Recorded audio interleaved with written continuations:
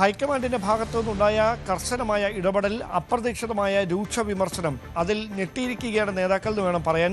മുഖ്യമന്ത്രി ചർച്ചയേക്കാൾ വളരെ ഗൗരവത്തോടെ കോൺഗ്രസ് ദേശീയ നേതൃത്വം 3 നേതാക്കളുമായി നടത്തിയ ചർച്ചയിൽ ഉയർന്നു കേട്ടത് ഐക്യമില്ലാതെ ഈ ചരിത്ര വിജയത്തിന് ശോഭ കെടുത്തുന്ന തരത്തിൽ തെരുവിൽ തമ്മിൽ തല്ലുന്ന തരത്തിലേക്ക് കാര്യങ്ങൾ എത്തിയത് പാർട്ടിക്കുണ്ടാക്കിയ അപമതിപ്പ് തന്നെയാണ്. ദേശീയ നേതൃത്വം അതിൽ കടുത്ത വിയോജിപ്പാണ്. കഴിഞ്ഞ ദിവസം മുതൽ അത് നമ്മൾ വ്യക്തമാക്കിക്കൊണ്ടിരുന്നതാണ്.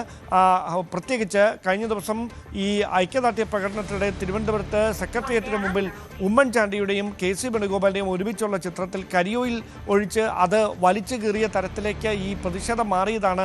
ദേശീയ നേതൃത്വം വലിയ ഗൗരവത്തോടെ ഈ വിഷയത്തെ നോക്കിക്കാണുകയും KPCC നേതൃത്വത്തോട് അടിയന്തരമായി ഇത് റിപ്പോർട്ട് തരാൻ ആവശ്യപ്പെടുകയും ചെയ്ത തരത്തിൽ കാര്യങ്ങൾ എത്തിച്ചത്. അങ്ങനെയാണ് ദീപാദാസ് മുൻഷിയും കേരളത്തിന് ചുമതലയുള്ള AICC general secretary Deepa Das മുൻഷിയും KPCC അധ്യക്ഷൻ സണ്ണി ജോസഫും 2 പ്രത്യേക റിപ്പോർട്ടുകൾ ഇതുമായി ബന്ധപ്പെട്ട് ഹൈക്കമാൻഡിന് സമർപ്പിച്ചത്.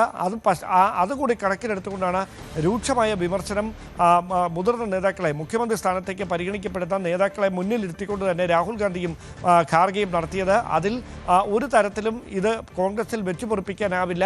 ഇനി ഇത്തരം നീക്കങ്ങളുണ്ടായാൽ അത് അയോഗ്യതയായി കണക്കാക്കും എന്ന മുന്നറിയിപ്പിലേക്ക് വരെ നേതാക്കൾ ഈ സംസ്ഥാനത്തെ മുതിർന്ന നേതാക്കളോട് സംസാരിച്ചപ്പോൾ അത്തരത്തിലേക്ക് പരിധി വിട്ട് ഈ വിമർശനം നീണ്ടുവെന്നുള്ള വിവരങ്ങളാണ് വരുന്നത്. അതുകൊണ്ടാണ് 3 നേതാക്കളും ഒരുമിച്ച് മാധ്യമങ്ങൾക്ക് മുമ്പിൽ അത്തരത്തിൽ തമ്മിലടിക്കരുത്, ഫ്ലെക്സ് ബോർഡുകളടക്കം എല്ലാ ഭാഗങ്ങളിലും, സംസ്ഥാനത്തെ എല്ലാ ഭാഗങ്ങളിലും എടുത്തു മാറ്റണമെന്ന നിർദ്ദേശം നൽകുന്ന സാഹചര്യമുണ്ടായത്. അതായത് ആ നിർദ്ദേശം മാധ്യമങ്ങളിലൂടെ ഇവർ നൽകിയതിന് പിന്നാലെ ഗ്രൂപ്പ് നേതാക്കൾക്കും താഴെത്തട്ടിലുള്ള പ്രവർത്തകർക്കും കൃത്യമായ നിർദ്ദേശം നൽകി മിനിറ്റുകൾക്കകം KPCC ആസ്ഥാനം മുതൽ കാസർഗോഡ് വഴിയുള്ള എല്ലാ ജില്ലകളിലെയും പ്രധാനപ്പെട്ട സ്ഥലങ്ങളിൽ സ്ഥാപിച്ചിരുന്ന നേതാക്കൾക്ക് ഐക്യദാർഢ്യം പ്രഖ്യാപിച്ചുകൊണ്ട് ആക്രോശിച്ചുകൊണ്ടൊക്കെ പരസ്പരം ചേരിതിരിഞ്ഞ് സ്ഥാപിച്ച ഫ്ലെക്സ് ബോർഡുകൾ 80% എടുത്തു മാറ്റുന്ന ഒരു സാഹചര്യമാണ് ഉണ്ടായത്. അതിൽ നിന്ന് തന്നെ വ്യക്തമാണ് ഇത് മുതിർന്ന നേതാക്കളെ അറിവോടെ തന്നെയാണ് ഈ ഫ്ലെക്സ് ബോർഡുകൾ സ്ഥാപിക്കുന്ന തരത്തിലേക്ക് സംഘടിതമായ ഒരു പ്രചാരണം തെരുവിലേക്ക് നീണ്ടത് എന്ന്. അതിൽ കൃത്യമായ വിയോജിപ്പ് ഹൈക്കമാൻഡ് രേഖപ്പെടുത്തിയിരിക്കുകയാണ്. തീരുമാനം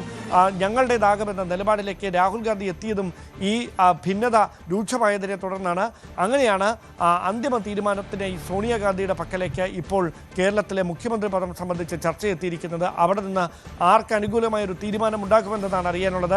മെറിറ്റ് നോക്കുക എന്നതിനപ്പുറത്തേക്ക് അനുഭവപരിചയവും അതോടൊപ്പം മുന്നണിയെ ഒറ്റക്കെട്ടായി മുന്നോട്ട് കൊണ്ടുപോകുക, അതോടൊപ്പം പാർട്ടിയുടെ ദേശീയ നേതൃത്വത്തിന് വിധേയപ്പെട്ട് നിൽക്കുന്ന ഒരു വ്യക്തിയാകും മുഖ്യമന്ത്രി പദത്തിലേക്ക് എത്തുക എന്ന് ഇന്നലത്തെ ചർച്ചകൾക്ക് ശേഷം ഉറപ്പായി കഴിഞ്ഞിരിക്കുന്ന ഒരു സാഹചര്യമുണ്ട്. അങ്ങനെയെങ്കിൽ ഒരു അമിക്കബിൾ സെറ്റിൽമെൻറ്റിലേക്ക് എത്താനുള്ള സാധ്യതയാണ് ഇപ്പോൾ നിലനിൽക്കുന്നത്.